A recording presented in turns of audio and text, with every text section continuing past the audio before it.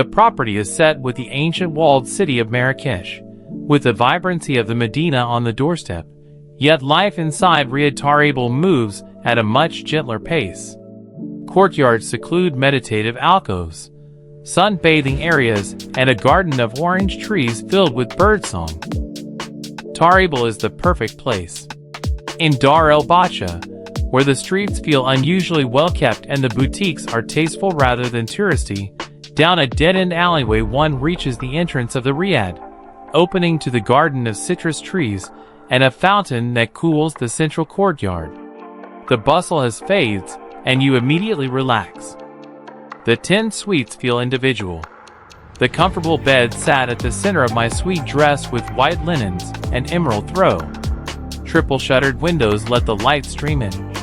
The bathroom was generous and tactile, with smooth tile-like walls, a double shower, and a roll-top tub.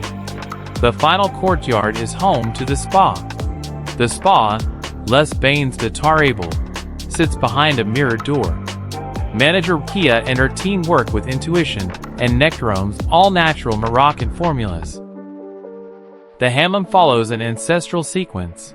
A sea salt foot bath scented with bitter orange, a eucalyptus black soap cleanse, a gentle kessa scrub, then a warm gassel wrap enriched with 7 herbs.